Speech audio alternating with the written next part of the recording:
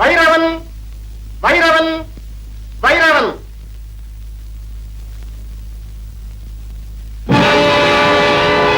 இன்னொன்னு உயிரோட இருக்க என் முதலாளி கோபம் உன்னை நான் கோபம் விடுங்க. அவனை நான் கோபம் என் முதலாளி கொண்டா அவன் விடுங்க. அவனை நான் கோபம் என் முதலாளி கொண்டா விடுங்க. அவனை நான் கோபம் அவனை நான் கோபம். சைலன்ஸ். இது கோட்டா வேற ஏதாவது நினைச்சியா? சாட்சி சொல்ல வந்தா ஒழுங்கா கூண்டில் சொல்லணும். சாரி சார், என்ன மன்னிச்சிருங்க.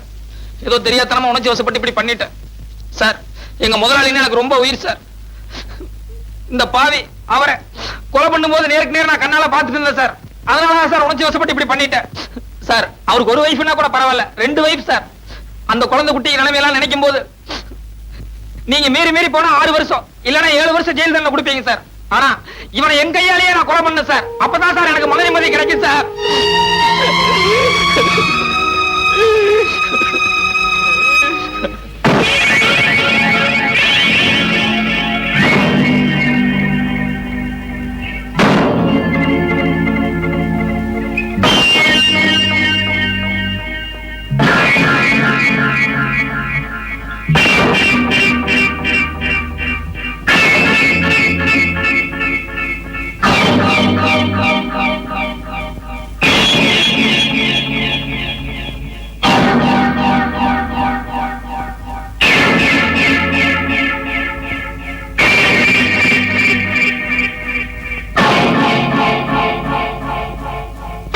குற்றம் சாட்டப்பட்ட முருகப்பன் கொலையாளி என்று சாட்சியங்கள் நிரூபிப்பதால் இந்த கொலையை உணர்ச்சி வசப்பட்டு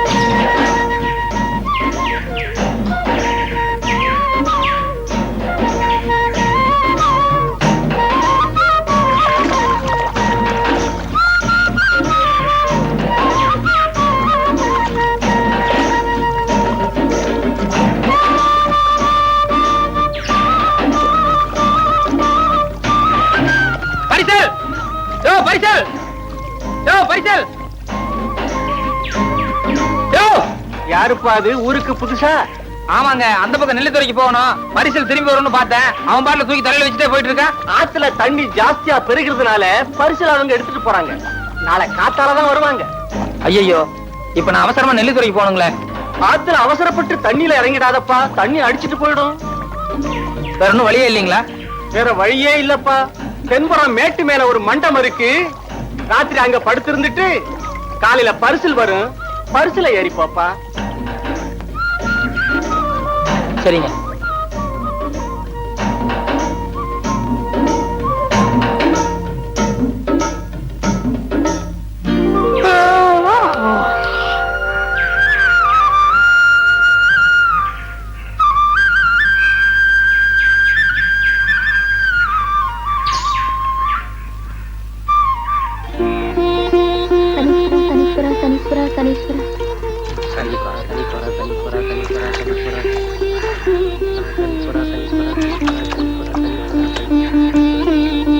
பெரியவரே, இங்க வாங்க. அதோ அந்த குளத்துல ஜனங்கள்லாம் காசு போட்டுக்கிட்டு இருக்காங்களே, அங்க என்ன விசேஷம்? அதுக்குத்தான் சனிக்குளம்னு பேருப்பா. அந்த குளத்துல காசு போட்டா அவங்க செஞ்ச பாவமெல்லாம் தீரும்னு காசு போடுறாங்கப்பா. ஓஹோ, அப்ப அந்த குளத்துல நிறைய காசு இருக்குன்னு சொல்லுங்க. அந்த குளத்துல நிறைய காசு இருக்குப்பா. ரைட், அப்ப ராத்திரியான உங்களுக்கு நிறைய வரும்படிதான். போப்பா.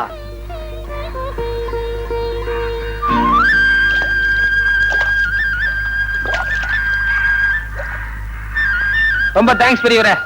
ராத்திரி போன சூட்கேஸ் எல்லாம் பத்திரமா இருந்தது. அப்ப நான் போயிட்டு வரட்டுங்களா? நெல்லித்துறையில யாரு வீட்டுக்கு போறீங்க? அங்க சொர்ணம்னு ஒரு அம்மா இருக்காங்க. அந்த அம்மா வீட்டுக்கு போறேன். சொர்ணமா? ஆமா. அதோ பரிசுல வருதா, அதான் சொர்ணம்.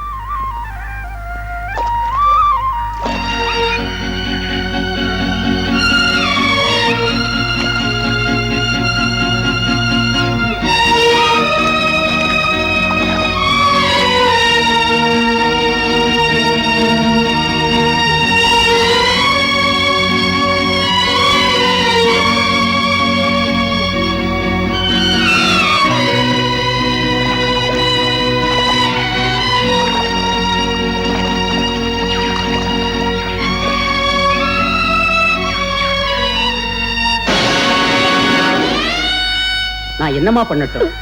முருகப்பன் விடுதலைக்காக மேக்சிமம் நான் எவ்வளவோ வாதாடினேன். ஆனா கடைசி நேரத்துல ஒருத்தன் பொய் சாட்சி சொன்னதுனால உன் புருஷன் தான் கொலைகாரன்னு கோர்ட்டு தீர்மானிச்சு அவனுக்கு தண்டனை கொடுத்துருச்சுமா. யாருக்கும் மனசால கூட தீங்கு நினைக்காத அந்த மனுஷனுக்கு இப்படி ஒரு தண்டனையா? அதுவும் 4-5 வருஷமா.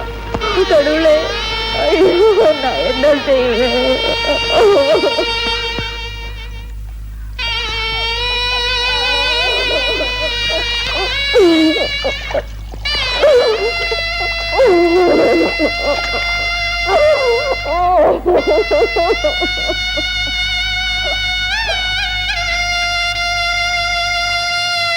அதுக்குத்தான் சனி குளம்னு பேருப்பா. அந்த குளத்துல காசு போட்டா அவங்க செஞ்ச பாவமெல்லாம் தீரும்னு காசு போடுறாங்கப்பா.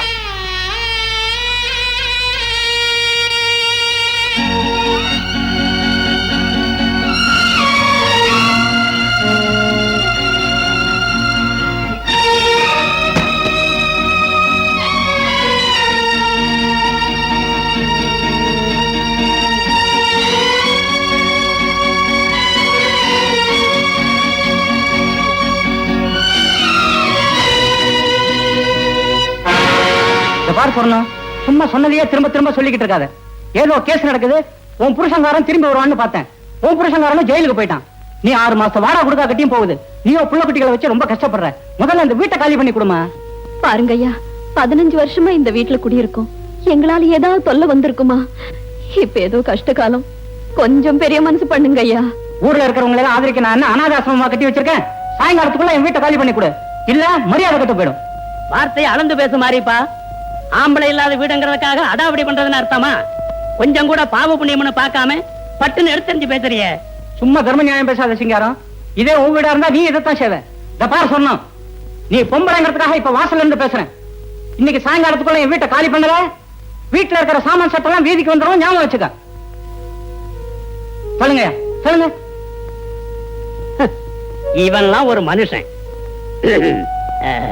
சொர்ணம், நீ எதுக்கும் கவலைப்படாதம்மா. இனிமே ஒரு நிமிஷம் கூட நீ இந்த வீட்டுல இருக்கப்படாது. சாமான்களை எல்லாம் எடுத்துக்கிட்டு உடனே புறப்படு. யோசிக்காதம்மா, புறப்படு. வாமா.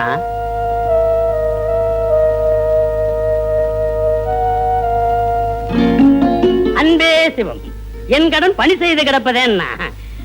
வாங்க வாங்க. கூட பாய் பொட்டி லைட்டு இதெல்லாம் அங்க வச்சுட்டு வாங்க. போங்க போங்க. ஏ வேலப்பா, ஐயா அங்க என்னடா பண்ற? வாடா இங்க. குழந்தைங்க எல்லாம் சாப்பிடாம இருக்குது பாவம், கூட்டிட்டு போய் சாப்பாடு போடு. என்ன? ஓஹோ, அம்மா சொல்லணுமா? நல்ல பழக்கம், இப்படித்தான் இருக்கணும். சொல்லணும், குழந்தைங்களை போய் சாப்பிட சொல்லுமா. வேண்டையா, இருக்க இடம் கொடுத்ததுக்கே என்ன கைமாறு செய்ய போறோம்னே தெரியல. இதுல சாப்பாடெல்லாம் எதுக்கு ஐயா? அட நீ ஒண்ணு, ஆத்துல போற தண்ணி அம்மா குடி ஐயா குடின்னு சொன்ன மாதிரி எனக்கும் 50 வயசு ஆயிடுச்சு. பொண்டாட்டியும் இல்ல புள்ளையும் இல்ல. கண்ணு மூடும் போது காசு பணத்தை மூட்டை கட்டியா கொண்டுட்டு போறோம். ஏதோ 4 பேர் சாப்பிட்டாங்கன்னா கடைசியில நல்ல பேராவது மிஞ்சும். குழந்தைகளை போய் சாப்பிட சொல்லு. போங்க போய் சாப்பிடு போங்க. சொன்னோம், நீ இந்த மூட்டையை ரூமுக்குள்ள வச்சுவிட்டு நீயும் போய் சாப்பிடுமா. போ.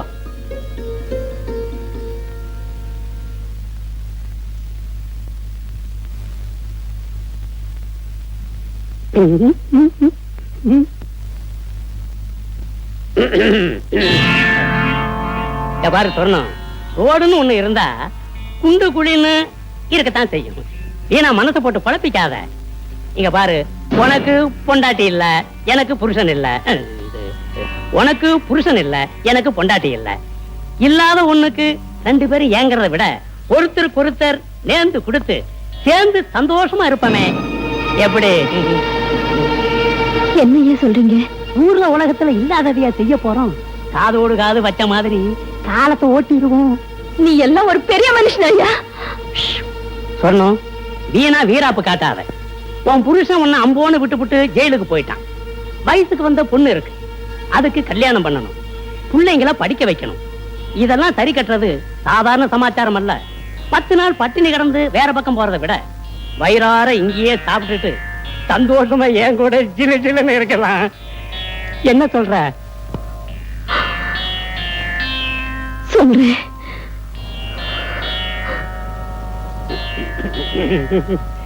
படிஞ்சிருவான்.